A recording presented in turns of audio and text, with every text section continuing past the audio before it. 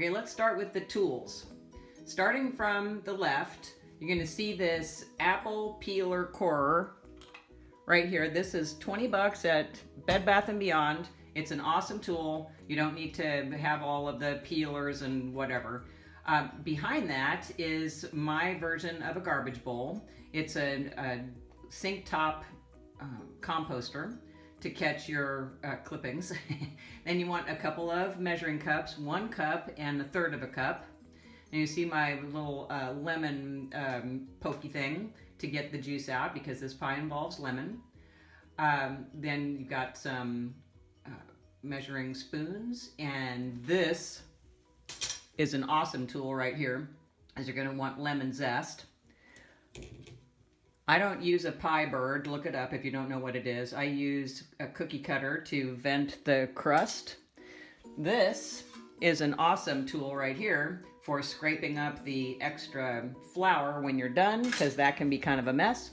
You want a little cutting board, a paring knife, the greatest invention of all times, a food processor. You're also going to want your pie plate, and I like to have an edge protector because the edge burns first. I've got a turntable, which makes things easier, and my rolling pin. Oh, it's also good to have a nice cold flat surface, but really, if you have a sink top, even if it has grout lines in it, it'll still be okay. The ingredients are fairly simple. On the left, that is not Bob's Big Boy blue cheese dressing. It used to be, but now it is white sugar. You're gonna want your cinnamon. I like to use the Penzeys spices because they really are superior and they're not much more expensive than what you'd get in the grocery store. I also use garam masala. Some people don't like it, so leave it out if you don't.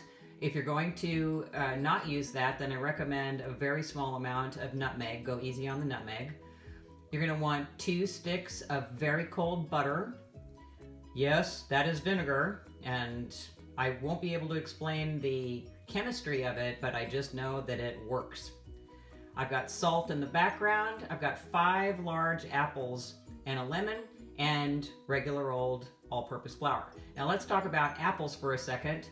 I used to use just the green Granny Smith apples, and they're very tart, and I don't really like them that much. So what I've been doing for the last decade or so is mixing up my apples.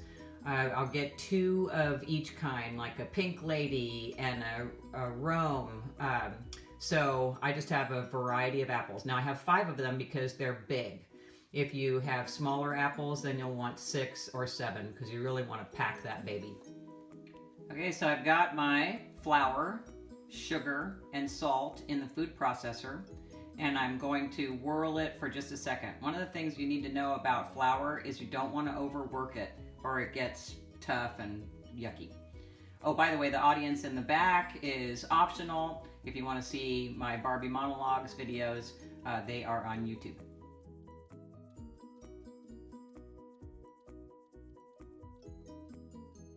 By the way, this is unsalted butter.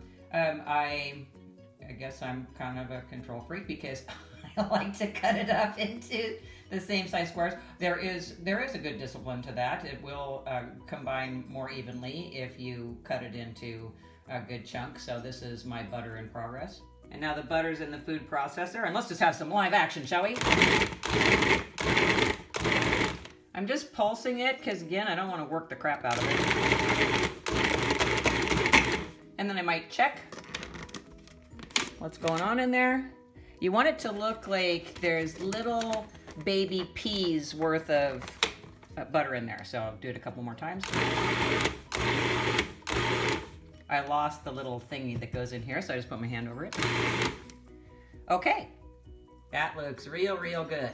Now, you're gonna want some ice water and your vinegar. So you could use a shot glass, you could use those little glass bowls like they do on food TV.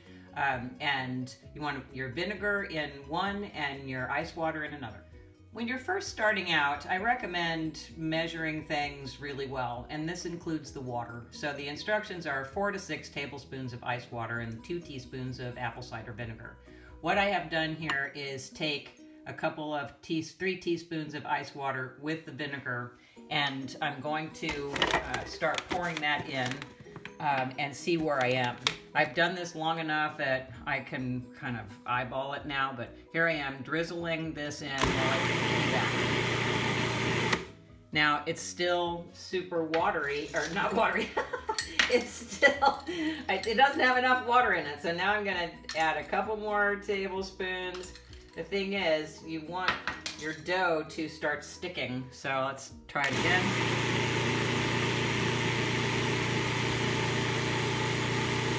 And it's still not quite sticking together. So again, I don't want to overwork the flour, but I need dough that I can work with, and it's not there yet.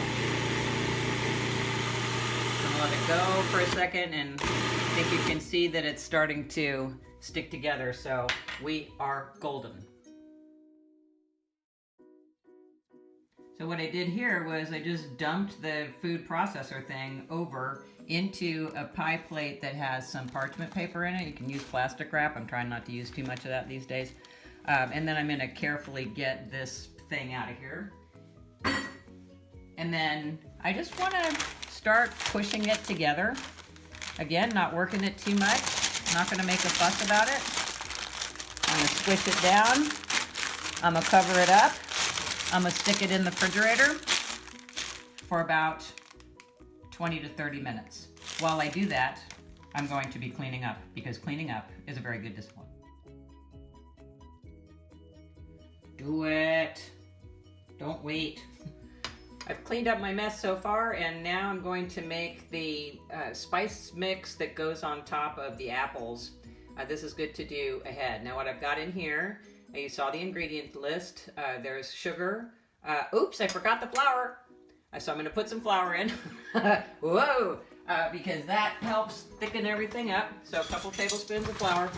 I've got my lemon zest, and that probably looks like a lot more than a teaspoon. You can decide, of course, how much of anything you want to put in your pie. I like a lot of lemon. One of my proudest moments was entering my pie in a special harvest festival, and the friend I was with and I were walking around the festival waiting for the judging to finish, and she ran into one of the judges, and he said, yeah, we picked a winner.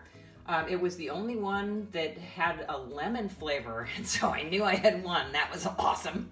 So I've got the sugar, now I've got the flour, the cinnamon. I did put garam masala, Punjabi style, into this pie, and also lemon juice. I just whacked off the end of the lemon and squeeze the juice in there. Make sure you don't get any seeds. And now I'm gonna mix this up. And what I want you to see here is ultimately you want it to look kind of like wet sand, because that's the best consistency I've found for when you're putting it on the apples as we assemble the pie, which we're gonna get to here pretty soon. So you keep working that. This is okay to work until it's the consistency you like. You don't want it sloppy, and you don't want it completely dry. So I might need to put some more lemon juice in this, and you get the picture.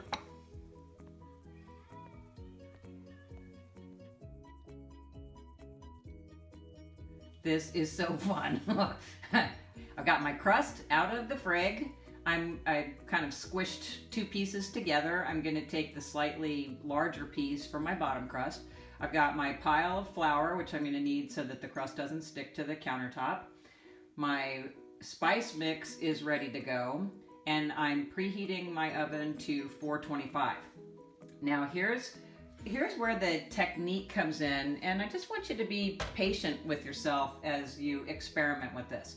The thing to remember about pie crust, I'll just repeat it for the 500th time, you just don't want to overwork it, but you do have to work it some. So here we go. I'm going to take this bigger piece, and I'm going to try to make it into kind of a disc. Doesn't have to be perfect.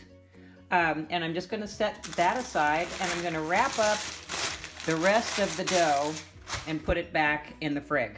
You just want your dough cold. There's a chemical thing about that, and I can't explain that. I just know it works, just like the vinegar. All right, now I'm gonna just give myself a floury area. And now with my floury hands, I'm gonna continue trying to make this into a disc with some smooth edges. Then I'm gonna get my rolling pin and I'm gonna start rolling it out.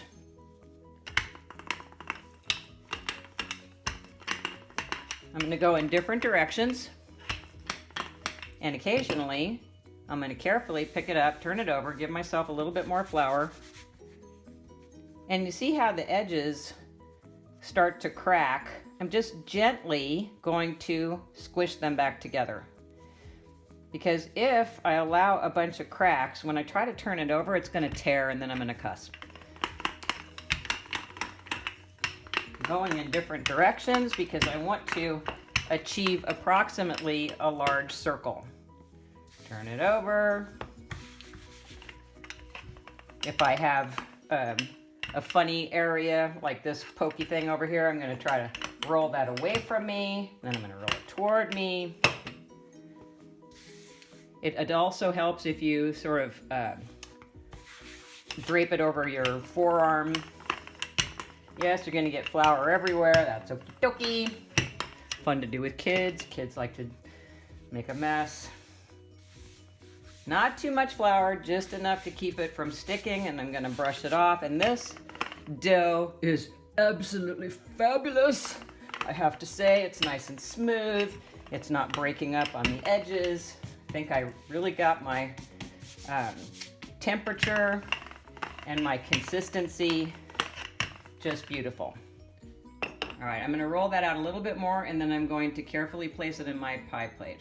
I freaking love it when this works out. So I just wanted to show you that one of the things that, there are lots of tools that you can get. There are actually flexible like cutting boards that have circles drawn on them. So if you want a guide, you roll out your pie crust to fit the circle. I've never done that, but you know, it's available to you. I just try to make it approximately a circle and bigger than the pie plate. So now let's get this pie plate off of here without messing the whole thing up. I'm gonna put it on my turntable, and you can either drape your pie crust or you can fold it. So I'll show you the folding method. I'm just gonna fold it in half, and I'm gonna drape it on my pie plate. Now here's the thing, you wanna be gentle and you don't wanna stretch it. So I'm just going to sort of lay it in here. Wow, I really hate it when people say sort of every other word. I'll try to stop that. This is why the turntable rocks, my friends. Makes it much easier to deal with it.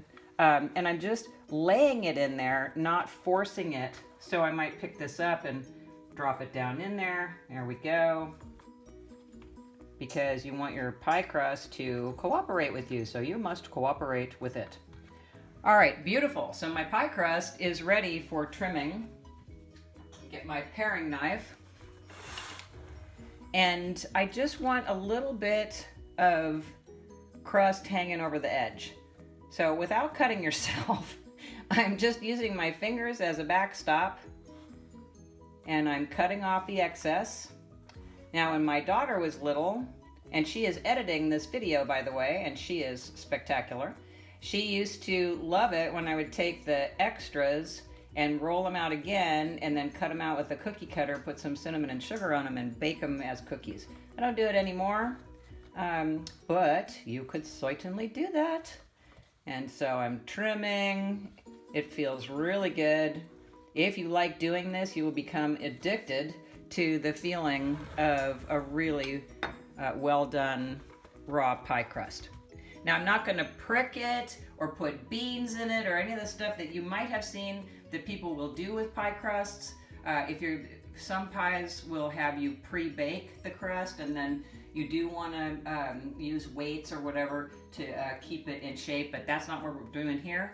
This part is done, and next we'll prepare the apples. I've washed my apples and removed the stickers. Today I have Fuji apples and Autumn Glory. My apple peeler corer is giving me some trouble, but you know, you could just peel them with an old-fashioned peeler and then core them with an old-fashioned corer and then cut them up. So I'm gonna go ahead and finish that job, and I'm gonna do one apple at a time, and I'll show you how to lay them in the pie and then put the spice mix on halfway through. The cool thing about that machine when it works right is it in one fell swoop removes the peel and removes the core and gives you a spiral, and then all you have to do is cut the whole thing in half. Now I don't care if there's a little bit of peel left on it, but what I'm going to do is lay these apples in a spiral like this inside the crust. I also like the machine because when it works right, it gives you a consistent thickness of apples. And while this is not an exact science like some kinds of baking or chocolate making, it does help the cooking process if the slices are about the same thickness. Aha! Now I've got 3 apples in there, 2 big ones, 1 small one. One time I lost the competition because I overheard one of the judges saying, yeah, the crust is really great, but the apples don't taste very good. Well, duh, it is an apple pie. So I like to taste my apples as I go along, although technically it's too late because I'm already deep into the pie, and if they don't taste good, what am I going to do? But fortunately, these apples tasted really good. Okay, here we go. Now I've got my spice mixture. It looks like wet sand. I like it. I'm going to take about half of it and sprinkle it over this first half of the apples. Now again, you're going to learn to eyeball things. 2 apples might be enough. I really like to pack them in, and then I'm going to kind of squish them down before I put the top crust on.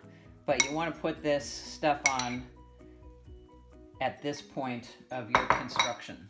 And then we'll put the rest of the apples. I'm rolling out the top crust, and I just wanted to show you, see all the little tiny bits of butter in there? That's why you want why that step in the food processor is important, to just get little tiny pea sizes. Yeah, there's a little bigger one right there, so what? But it's evenly distributed throughout the crust, and that's where the magic will happen when this bad boy bakes. The rest of the apples are in. The machine started cooperating. I put the rest of the, you don't call it filling, the spices. Now, I forgot to tell you, you want an extra couple of tablespoons of butter because now it's time to dot with butter. That was the original recipe. It always said, dot with butter. Now, I don't know why you do this, but it can't be a bad thing. This is not the time, by the way, to try to cut calories, although you could use a sugar substitute. I've done that. Crust looks a little funny, but it can taste really good if you really don't want all that sugar, but come on, it's a pie. Anyway, my daughter used to love to do the dotting, so here we are, 2 tablespoons dotted. I'm gonna get my other half of the pie crust out of the frig. I'm gonna roll it out, you already saw that, and then I'll show you the placement on the pie and how we'll finish it. My oven is preheated to 425, and here we go. Here we are, bottom crust in, 5 apples, peeled, cored, and sliced, laid in a spiral, the spice mix in 2 layers, one about halfway through. Top is dotted with butter, and now my top crust is rolled out and ready to go. So watch this. I'ma fold it. I'ma lay it. I'ma carefully open it. If you have to move it around, just be careful. You don't want to poke any holes because then stuff leaks out and makes a huge mess in your oven, and good luck getting that shit off. Knife. Now I'm going to put my fingers under both layers, and I'm gonna find, it's almost like a haircut. You know how when you get your haircut, well, the girls will understand this. They cut that first line, and then the rest of the haircut follows. It's kind of the same principle. So I'm gonna find that layer, there it is, and then I'm gonna, again, use my fingers as a backstop to cut the top crust at approximately the same as the bottom crust. Boy, I have a lot left over today. Too bad I'm not making cookies. So I'm gonna go all the way around. This part will be a little bit longer because I want to show you the whole thing. love this turntable. This is a good investment, you guys, if you're gonna bake pies on a regular basis. I'll make another video about how to make a chocolate chip pecan pie, and I'll tell you the story of that one. All right, so now I've got the two crusts. I'm gonna pinch them. I'm pinching. I want to pinch them together because this is gonna seal it all in and keep the juices in there so the apples can cook and everything melts together, and it is delightful. Now that I've pinched, I'm gonna turn and fold. Well, fold and turn.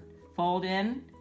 I'm taking these 2 layers of dough and I've pinched them together, and now I'm rolling them under and squishing them down a little bit.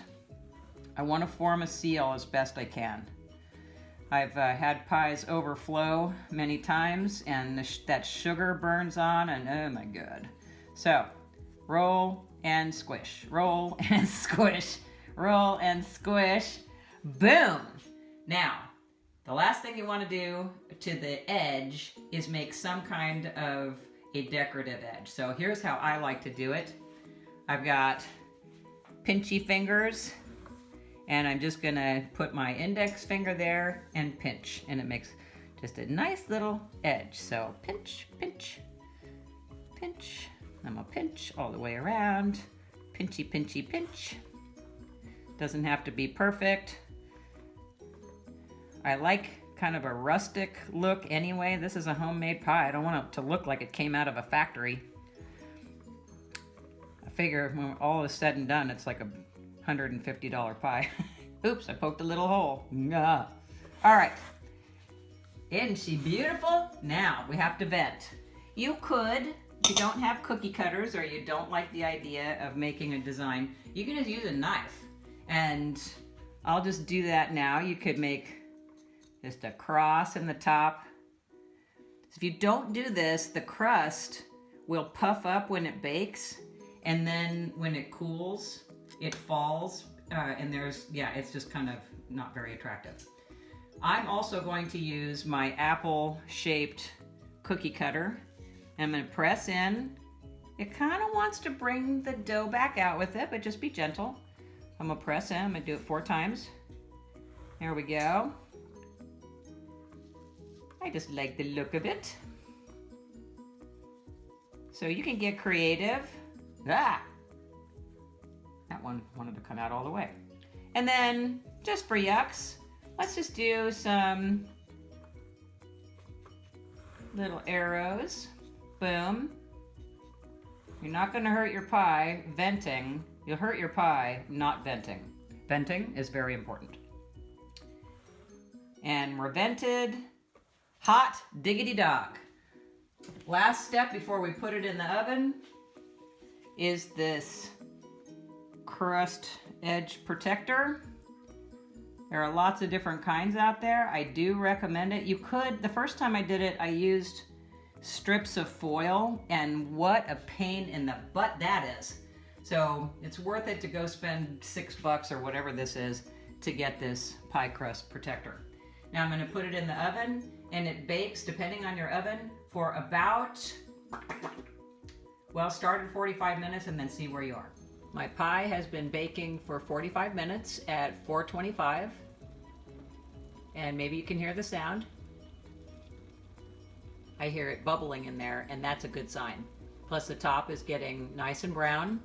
I think what I'll do is I'll check the apples through the venting just to make sure that they're not rock hard, and then I'll get the pie out of there and we'll take it from there. You have to see this because it's so awesome. I wish you could smell it. See how it's bubbling in there and the steam is coming up? That is a spectacular pie, and it smells so good. I love taking a pile of ingredients and turning it into a thing of beauty.